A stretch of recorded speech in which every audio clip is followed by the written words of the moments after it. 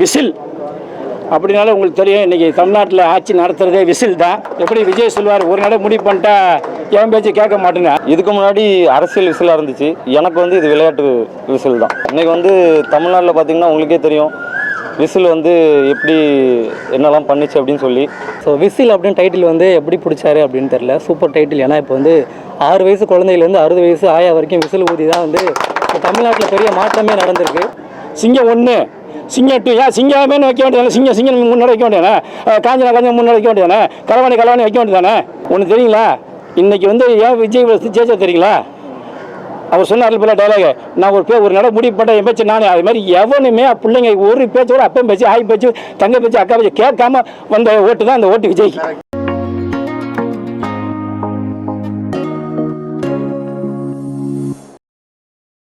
செடியாவில் வந்திருக்க மீடியா நண்பர் அனைவருக்கும் எங்களுடைய பணிவான வணக்கத்தை தெரிவிச்சுக்கிட்டு, விசில் அப்படினால உங்களுக்கு தெரியும், இன்றைக்கி தமிழ்நாட்டில் ஆட்சி நடத்துகிறதே விசில் தான். யாராலும் மறக்க முடியாது. 5 ஆண்டு காலம் எந்த ஒரு குறையெல்லாம் போகுங்கிற நம்பிக்கையோடு இந்த விசில் படத்தை நம்ம தம்பி சிபு ஆரம்பிச்சிருக்காரு. அதுவும் ஆடி மாதத்தில் ஆரம்பிச்சிரு அப்படின்னா, சினிமாக்காரங்க அதிகமாக பார்த்திங்கன்னா ஆடி மாதம் ரொம்ப பூஜை போட மாட்டாங்க. ஆனால் ஆடி மாதம் தான் அற்புதமான நாள். தெரியாது, சில பேர் தெரிஞ்சுங்க, ஆடி மாதம் மாரி ஒரு விசேஷ நாள் எந்த மாதத்துலையும் வராது. அப்படி ஒரு நாள் இன்றைக்கி பூஜை போட்டு அப்படின்னா இந்த படத்தோட விசில் வெற்றி காரணமே சிபு தான். எப்படி விஜய் சொல்வார், ஒரு நட முடிவு பண்ணிட்டா எவன் பேச்சு கேட்க மாட்டேங்க. அந்தமாரி ஆடி மாதம் வந்தாலும் எவன் பேச்சு கேட்காம பூஜை போட்டிருக்காரு. மிகப்பெரிய வெற்றி ஆடினா எப்படி சொல்லி எல்லாருமே பார்த்தீங்கன்னா எல்லாமே இளைஞர்கள் தான். மிஸ் ஸ்டேட் எல்லாம் பார்த்தீங்கன்னா அதில் நான் ஒன்றாவது தான் வயசான ஆளாக இருப்பேன். அந்தளவுக்கு ஒரு டீமை வந்து என்கிட்ட வந்து பேசினாங்க. நான் சொன்னேன் படம் பேர் என்னான்னு, விசில் அப்படின்னேன். என்னப்பா அரசாங்கத்தோட பேரே கொண்டு வந்து வச்சுட்டே அப்படின்னேன். ஆமாம் அப்படின்னாப்புல. நான் இந்த படம் மிகப்பெரிய வெற்றி ஆடினா மீடியாக்காரங்க எப்போதுமே சப்போர்ட் பண்ணிங்க. அதேமாரி எங்களுடைய சிறுபட தயாரிப்புகள்லாம் சப்போர்ட் பண்ணி இந்தமாரி ஒரு இளைஞர்கள்லாம் கொண்டு வந்து இது மேலே கொண்டு வெற்றி பெற செய்யுங்க. நன்றி, வணக்கம். எல்லாருக்கும் வணக்கம். என் பேர் வந்து ஷிபு டேவிட். நான் தான் விசிலுங்கிற படத்தோட டைரக்டர். இதுக்கு முன்னாடி ஒரு 10 வருஷம் உழைப்பு இருக்குது. அதில் தான் இந்த இடத்துக்கு நான் வரதுக்கு எவ்வளோ கஷ்டப்பட்டிருக்கேன்னு எனக்கு தெரியும். இந்த படத்தை வந்து இந்த பூஜை பண்ணுற வரைக்குமே அவ்வளோ போராட்டங்கள் இருந்திருக்கு. அதை தாண்டி இவ்வளோ தூரம் வந்ததுக்கு வந்து இந்த டீமும் என்னோடய ஃப்ரெண்ட்ஸும் தான் காரணம். அதுக்கு அவங்களுக்கு வந்து நான் எல்லாருக்குமே தேங்க்ஸ் சொல்லிக்கிறேன். இன்றைக்கி வந்து தமிழ்நாட்டில் பார்த்திங்கன்னா உங்களுக்கே தெரியும் விசில் வந்து எப்படி என்னெல்லாம் பண்ணிச்சு அப்படின்னு சொல்லி. அதே போல் இந்த விசில் படம் வந்து என்னோடய லைஃப்பில் ஒரு பெரிய மைல் ஸ்டோனாக இருக்கும்னு நான் நம்புகிறேன். ஒரு நல்ல படமாக இது வந்து உங்கள் எல்லோரையும் என்டர்டெயின் பண்ணும். அதுக்கு வந்து நான் ஒரு கேரண்டி கொடுத்துக்கிறேன். மற்றவங்கள மாதிரி 2-3 படங்கள் ஃப்ளாப் கொடுத்தா கூட அடுத்தடுத்து தூக்கி விட்றதுக்கெலாம் எனக்கு யாருமே கிடையாது. இந்த ஒரு படம் மிஸ் ஆச்சுன்னா மிஸ் ஆனது தான். ஏன்னா உங்களுக்கு தெரியும் இன்றைக்கி சினிமா எப்படி இயங்கிட்டுருக்குங்கிறது வரைக்கும். வந்திருக்க மீடியா மற்றும் எல்லாருக்கும் வந்து நான் வேண்டிக்கிட்டு தமிழ்நாடு ஃபுல்லாக இது வந்து கொண்டு போய் சேர்க்கறதுக்காக வேண்டிக்கிறேன். எல்லாத்தையும் தாண்டி நான் இது வந்து ஒரே ஒருத்தவங்களுக்கு வந்து நன்றியும் தேங்க்ஸும் சொல்லணும்னு நினைக்கிறேன். அது வந்து நான் காலேஜ் ஃபஸ்ட் இயர் படிக்கும்போது டேரக்டர் ஆகணும், எனக்கு ஒரு கேமரா வாங்கி கொடுங்கன்னு சொல்லும்போது யோசிக்காமல் எனக்கு வாங்கி கொடுத்தது எங்கள் அம்மா மட்டும்தான். ஏன்னா அன்றைக்கி வந்து நான் ஆவேன்னா எனக்கு தெரியாது. உண்மையாக சொல்லணும்னா அதுதான், அவங்க கிட்டேருந்து ஒரு செயினை வந்து பேங்கில் கொண்டு வச்சு தான் எனக்கு கேமராவை வாங்கி கொடுத்தாங்க. அன்றைக்கி வந்து என்னை வந்து நம்பினது எங்கள் அம்மா மட்டும்தான். அவங்களுக்கு வந்து நான் நன்றியை சொல்லிக்கிறேன். ஏன்னா இன்றைக்கி வந்து பூஜைக்கு என்னால் அவங்களை இன்வைட் பண்ண முடியல. ஆனால் எங்கேயாருந்து என்னை பார்த்துட்டு இருப்பாங்கன்னு எனக்கு தெரியும். அம்மாவுக்கு ரொம்ப நன்றி. இந்த படம் வந்து வெற்றி அடையணும், அதுக்கு வந்து எல்லா சார்பிலையும் நான் வந்து கேட்டுக்கிறேன். நன்றி. சொல்லுங்கள் சார். இது வந்து இதுக்கு முன்னாடி அரசியல் விசிலாக இருந்துச்சு, எனக்கு வந்து இது விளையாட்டு விசில் தான் என்னோடய படத்தை பொறுத்த வரைக்கும். இது எனக்கு மொதல் படம் தான் சார். இதுக்கு முன்னாடி நான் பைலட் ஃபிலிம் பண்ணியிருக்கேன். ஒரு 10 வருஷமாக சின்ன சின்ன படங்களில் ஒர்க் பண்ணி கற்றுக்கிட்டு தான் இங்கே வந்திருக்கேன். இதில் முக்கியமான வேறு யார் நல்ல பிரபலியான நடிகர்கள் இதில் வராங்களா சார்? நான் வந்து கதையை மட்டும் நம்பி இதில் எடுத்திருக்கேன். புதுமுகத்தை தாண்டி நல்ல திறமையாக நடிக்கிறவங்கள நான் எடுத்திருக்கேன். நீங்கள் இன்றைக்கி வந்து எத்தனையோ நல்ல ஆர்டிஸ்ட் இருக்காங்க, பெரிய ஹீரோ இருக்காங்க, அவங்க படமே இன்றைக்கி ஃப்ளாப் ஆகுது. மக்கள் வந்து ஒரு 150 ரூபா கொடுத்துட்டு போய் அதை வந்து படம் நல்லா இல்லை, என் டைம் வேஸ்ட் ஆகுதுன்னு சொல்லி ஃபீல் பண்ணுறாங்க. ஸோ நான் வந்து கதையை நம்புகிறேன், நல்ல நடிகர்களை நம்புகிறேன், அவங்கள நம்பி தான் இங்கே வந்திருக்கேன். ஸோ இது வந்து நீங்கள் புதுமுகன்னு பார்க்காதீங்க, கதை எப்படி இருக்குது, எப்படி வந்து மேக்கிங் பண்ணியிருக்காங்க, உங்களை என்டர்டெயின் பண்ணுதான்னு மட்டும் பாருங்கள். கண்டிப்பாக இது நல்ல படமாக இருக்கும். இல்லை சார், இது வந்து ஸ்போர்ட்ஸ் ஆக்ஷன் ட்ராமா தான், ஒரு ஃபேமிலி என்டர்டெய்னர் தான். உங்களுக்கு ஃபன்னாகவும் இருக்கும். ஒரு ஸ்கூல் சப்ஜெக்ட் தான் பேக் ட்ராப்பில் எடுத்திருக்கோம். கன்னியாகுமரியில் நடக்கிற ஒரு சின்ன சின்ன உண்மை சம்பவங்களை பேஸ் பண்ணி தான் அந்த படத்தை நான் எடுத்திருக்கேன். ரொம்ப நன்றி சார். அனைவருக்கும் வணக்கம். காலையில் எல்லாம் வந்து மந்தமாக இல்லாமல் ரொம்ப ஆக்டிவாக இருக்கீங்க, அதுவே ரொம்ப சந்தோஷம். ஸோ இதுக்கு முன்னாடி வந்து அண்ணன் பேசினாங்க. ஸோ அண்ணன் பேசுகிற வீடியோலாம் பார்த்துருக்கேன். ரொம்ப பரபரப்பாக ஆக்ரோஷமாக பேசுவார். அந்த ஆக்ரோஷத்தை நான் எதுலேயும் எதிர்பார்க்குறேனே. ஸோ படத்துக்கான ப்ரமோஷனாகவும் அது வந்து இருக்கணும். இதுக்கப்புறம் கேட்பாங்க அப்படின்னு நினைக்கிறேன். கண்டிப்பாக. ஸோ விசில் அப்படின்னு டைட்டில் வந்து எப்படி பிடிச்சாரு அப்படின்னு தெரியல. Super title. ஏன்னா இப்போ வந்து 6 வயசு குழந்தையிலேருந்து 60 வயசு ஆயா வரைக்கும் விசில் ஊதி தான் வந்து தமிழ்நாட்டில் பெரிய மாற்றமே நடந்திருக்கு. ஸோ அந்தமாரி இந்த விசிலுக்கும் வந்து பெரிய மாற்றத்தை வந்து மக்கள் கொடுக்கணும் அப்படின்னு நினைக்கிறேன். நான் ஒரு மீடியா பர்சன், ஆரஞ்சு என்ற யூடியூப் சேனல் வச்சுருக்கேன். நிறைய படங்கள் பண்ணிகிட்ருக்கேன். எனக்கு வாய்ப்பு கொடுத்த டேரக்டருக்கு வந்து ரொம்ப நன்றி. இந்த டீம் வந்து பெரிய யங்ஸ்டர் டீமாக இருக்குது. ஃபுல்லாகவே மியூசிக் டேரக்டர்லேருந்து எல்லாருமே யங்ஸ்டர் தான். நீங்களும் யங்ஸ்டர் தானே? பக்கமாக இருக்கீங்க, யங்ஸ்டர் தான். ஸோ எல்லோரும் சப்போர்ட் பண்ணுங்கள். மீடியாக்கள் தான் கொண்டு போய் சேர்க்கணும் நல்ல படங்களை. சார் சொன்ன மாதிரி வந்து பெரிய படங்களே இன்றைக்கி வந்து ஆடிக்கிட்டு இருக்கு, ஊசல் ஆடிக்கிட்டு இருக்குது. ஸோ சின்ன படங்கள் வந்து நிறைய தேட்டர்ஸ் கிடைக்க மாட்டேது. அண்ணன் நிறைய இடத்துல வந்து தான் பேசுவாங்க. ஸோ படம் ஃபஸ்ட்டு எப்படி இருக்குன்றது தேட்டரில் ஓட வச்சா தான் வந்து படம் எப்படி இருக்குன்னு மக்களுக்கு தெரியும். நீங்கள் தேட்டரே கொடுக்கலன்னா படம் எப்படி இருக்குன்னு யாருக்குமே தெரியாது. ஸோ சின்ன படங்களுக்கு நம்மள மாதிரியான மீடியாக்கள் தான் வந்து ஊக்கமாக வந்து இருக்கணும். ஸோ நன்றி, இருப்பீங்க நான் நம்புகிறேன். Thank you so much. 7.5 வருஷம் முடிஞ்சு போச்சுன்னா எந்த சென்சார் போலையும் கேட்க மாட்டாங்க. நல்லா ஒன்று தெரிஞ்சுங்க. 100 நட சொல்லிட்டேன், 1000 நட சொல்லிட்டேன். சென்சார் போர்டு முடிவு பண்ணுறதா எந்த படத்துக்கும் டைட்டில் கொடுக்கறது. வேறு எந்த சங்கத்துக்கும் எனக்கோ யாருக்கும் எந்த ஒரு சூழ்நிலையும் கிடையாதுங்கிறத மறுபடியும் உங்கள்கிட்ட சொல்கிறேன். நீங்கள் யாரை கேட்டாலும் இதை சொல்லுங்கள். யாருக்கு அன்பு சொல்கிறாரு உண்மையாலும் எந்த சங்கமாக கேளுங்க. அப்படி அவங்க ஆமாம் இல்லை நாங்கள் நினச்சா எங்களுக்கு அந்த பவர் இருக்குது அப்படின்னு சொன்னால் அது அத்தனை பொய். இப்போ எப்படி யூத் எடுத்தாங்களே விஜய் சார் படம் வந்து இப்போ எப்படி வச்சாங்க? அதனால் டைட்டில் சென்சார் போர்டில் போய் முடிவு பண்ணி அவங்க இந்த டைட்டில் விசில் அப்படி இருக்குன்னு சொல்லிட்டாங்கன்னா விசில் வர்றான் அப்படின்னு சொல்லுவாங்க. இல்லை விசில் அடி அப்படின்னு ஒரே ஒரு பேர் ABCDE எப்படி இருக்குல்ல அதுமாரி ஒரு வரியை சொல்லுவாங்க. இப்போ என் பேர் அன்புன்னா இப்போ அன்பு அங்கே படம் இருக்குன்னு சொல்லிட்டா வா அன்பு, அவ்வளோதான். ஒன்றும் இல்லை சார், வா சார். இப்போ சிங்கம் வந்துச்சுல, சிங்கம் 1, சிங்கம் 2. ஏன் சிங்கமேனு வைக்க வேண்டியதானே? சிங்கம் முன்னாடி வைக்க வேண்டியதானே? காஞ்சனா முன்னாடி வைக்க வேண்டியதானே? கலவாணி வைக்க வேண்டியதானே? சொல்லுங்கள். நான் சொல்லுங்கள், எல்லாமே மீடியாலாம் ஓப்பனாக பேசுங்க. யாராவது சிங்கம் வச்சுட்டு சிங்கம் திருப்பி வச்சாங்களா? சிங்கம் 1 தானே வச்சாங்க. அதுமாரி ஒரே ஒரு வரி தான். இப்போ ஒரு விசில் வந்து எடுத்திருக்காரு. இந்த விசில் வந்து இன்றைக்கி மக்கள் மத்தியில் மிகப்பெரிய புரட்சி. ஒன்று தெரியுங்களா? இன்றைக்கி வந்து ஏன் விஜய் ஜெயிச்சா தெரியுங்களா? அவர் சொன்னார் போல டைலாக், நான் ஒரு நட முடிவு பண்ண என் பேச்சு நானே. அது மாதிரி எவனுமே பிள்ளைங்க ஒரு பேச்சோட அப்பன் பேச்சு, ஆய் பேச்சு, தங்க பேச்சு, அக்கா பேச்சு கேட்காம வந்த ஓட்டு தான் அந்த ஓட்டு விஜய்க்கு. நீங்கள் இது இல்லைன்னு சொல்லுங்கள். என்ன மீறியா 10 ஓட்டு போச்சுங்க விஜய்க்கு. அப்படி என்ன பண்ண முடியும்? நான் வந்து விஜய் ஓட்டு போட சொல்லுவேன். எல்லாரும் போடுறாங்க. எல்லாமே என் பையன் கேட்டாங்க, உங்கள் பேச்சை கேட்க போங்கப்பான்னா. இதுக்கு என்ன பதில் சொல்கிறீங்க?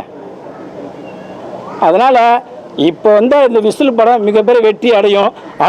இவன் தம்பியெல்லாம் பார்த்தீங்கன்னா தெரியும், எல்லாமே சின்ன பசங்க.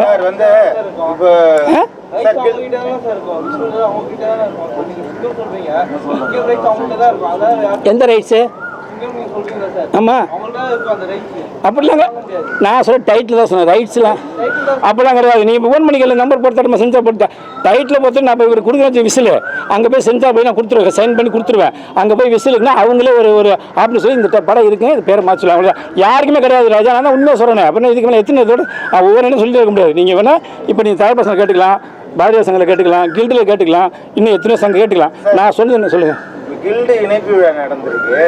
இப்போ தயாரிப்பாளர் சங்கம் இருக்கு, நீங்க ஒரு சங்கம் வச்சிருக்கீங்க. 5 சங்கம் இருக்குப்பா. 5 சங்கம் 5 1 7 சங்கம் இருக்கு. இப்போ டைட்டில் வந்து ஒரு டைட்டில் வைக்கிறதுக்கே காலங்காலமா பிரச்சனையா இருக்கு.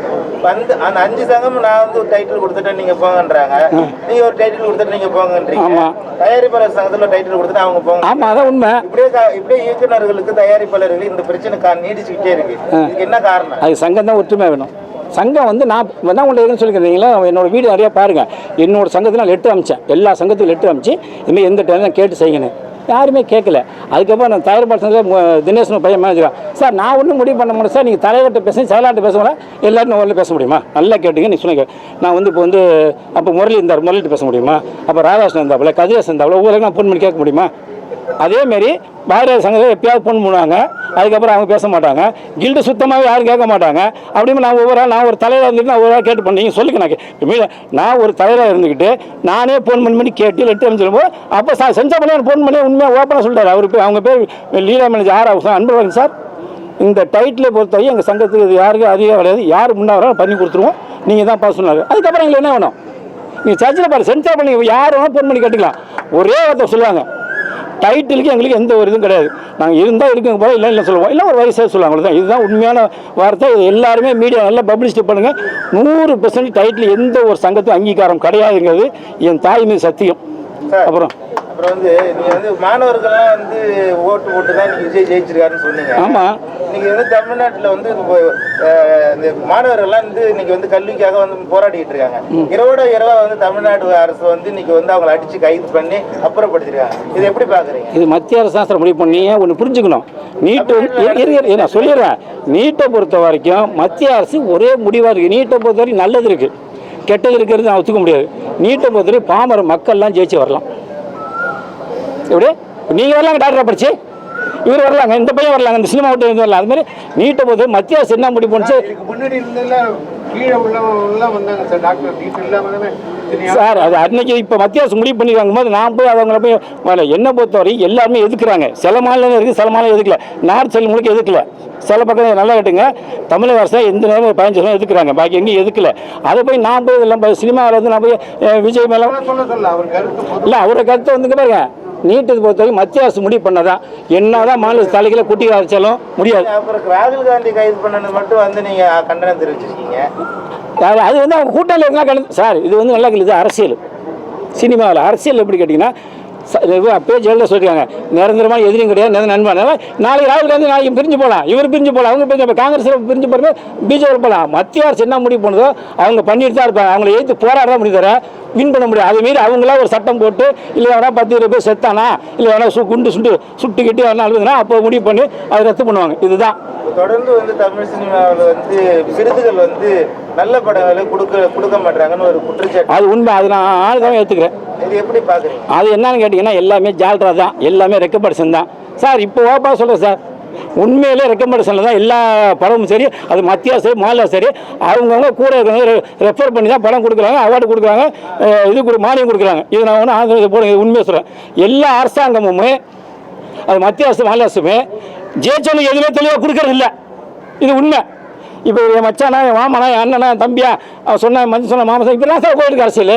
இப்போ இந்த 5 வருஷம் விஜய் மாற்றினா தான் சார் முடியும், இல்லைன்னா அது இல்லை சார். தேர்வு குழுல வந்து இயக்குநர்களை வைக்காத கலா மாஸ்டர் மாதிரி வந்து ஒரு நடன கலைஞரை வந்து படத்துக்கு வந்து விருதுக்கு வந்து தேர்வு பண்றாங்க. அதை எப்படி பாக்குறீங்க சார்? புரியல, இன்னொரு சொல்லுங்க. அதாவது தேர்வு குழுல தேசிய விருது தேர்வு குழு இருக்குல்ல, அதுல வந்து ஒரு இயக்குநர்களுக்கு தான் தெரியும். ஆமா, டான்ஸ் மாஸ்டர் தெரியாது. டான்ஸ் மாஸ்டர் வந்து தேர்வு பண்ணி அப்ப இதுல தெரிஞ்சுங்க, இதெல்லாம் ரெக்கமெண்டேஷன் தான். இதுதான் எல்லாமே சப்போர்ட்டில் தான் ஒவ்வொருத்தரும் வர்றாங்க தவிர, அந்த மாதிரி இந்த பசங்களாம் 10 வருஷம் கஷ்டம். நானே 35 வருஷமாக சினிமா இந்த பையன் சொன்னாப்புல நடிக்க வந்து தெருவில் பிச்சை எடுக்காத ஒன்று தான் லெவலில் பார்த்து வந்தேன். அப்படிங்கும்போது யாருமே ரெக்கமெண்டேஷன் ஜெயிச்சு வராங்க, தனிச்சு ஜெயிச்சு வராங்க. யாருமே கவர்மெண்ட் அரசு சப்போர்ட் பண்ணல.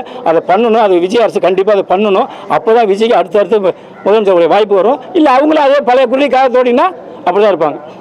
ஓகே சார், கேளுங்க.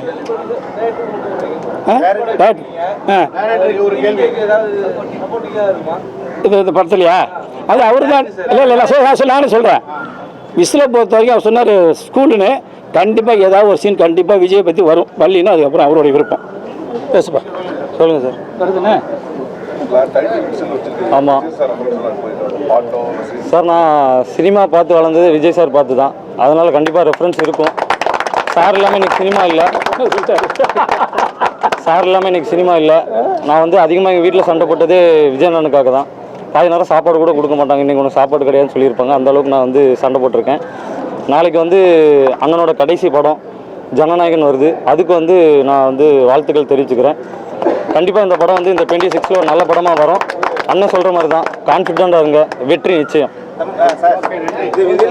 ஸ்போர்ட்ஸ் சம்பந்தமான படம்னு சொல்றீங்க, இது என்ன மாதிரி ஜேர்னல்ல நீங்க இந்த கதையை பண்ணிருக்கீங்க சார்? ஸ்போர்ட்ஸ் ட்ராமானா இன்னைக்கு ஃபுட்பாலில் இருக்க பிரச்சனைகளும் சரி, ஃபுட்பால் வந்து எவ்வளோ இன்ட்ரெஸ்டிங்காக நீ காட்ட முடியுமோ அந்த அளவுக்கு நான் காட்டுறேன். ஸ்போர்ட்ஸில் வந்து அதிகமான நீங்கள் ஸ்கூல்லே எடுத்துக்கிட்டாலும் பார்த்தீங்கன்னா ஸ்போர்ட்ஸுக்கு ஒரு வீக்கில் ஒரு நாள் தான் இருக்கும் பிடி பீரியட். அதுலேயும் மேக்ஸ் சார் இங்கிலீஷ் சார்னு வந்து அவங்களும் எடுத்துகிட்டு போயிடுவாங்க. பாதி பேர் பார்த்தீங்கன்னா இன்றைக்கி வந்து சில பேருக்கு வந்து எஜுகேஷனில் இன்ட்ரெஸ்ட் இல்லைன்னு வச்சுங்களேன், ஸ்போர்ட்ஸில் எதாவது பண்ணணும்னு நினைப்பாங்க. அவங்களுக்கு அதுக்கான சப்போர்ட் வந்து அந்த ஸ்கூலில் கிடைக்கலன்னு வச்சுங்களேன், வேறு ஏதாவது தப்பான வழிகளில் போகலாம். அவங்க வந்து ஆல்கஹாலோ ட்ரக்ஸோ எதுக்கு வேணாலும் அடிக்ட் ஆகலாம். ஆனால் அதெல்லாம் மீறி ஸ்போர்ட்ஸில் ஒரு இன்ட்ரெஸ்ட் இருக்கவங்க வந்து நீங்கள் பார்த்தீங்கன்னா எத்தனையோ பசங்க வந்து ஈவினிங் ஊருக்குள்ளே விளையாடிட்டுலாம் இருப்பாங்க. வீட்டில் வந்து அதுக்கான சப்போர்ட் கொடுத்து அவங்க எங்கே வேணாலும் வின் பண்ணலாம். ஸோ அதை கணக்கு பண்ணி தான் அந்த படம் வந்து பண்ணுறோம். ஃபுட்பால் தான். ஃபுட்பால் தான். ஆமாம், சொல்லும் போல் ஃபுட்பால் வந்து இப்போ யாரும் ரொம்ப விளாம்பல, எவனா பார்த்தாலும் கிரிக்கெட் தான். அதை மாற்றி கொண்டு வரணும், கண்டிப்பாக ஜெயிப்பாப்புல. ஓகே, எல்லாரும் நன்றி. எல்லாரும் வந்த மீடியா அனைவருக்கும் இவ்வளோ நேரம் பொறுமையாக இருந்ததுக்கும் நம்மளுடைய ஐயர் பேசின ஓமத்துக்கு எல்லாத்தையும் கேட்டு இருந்தது நன்றி நன்றி நன்றி நன்றி.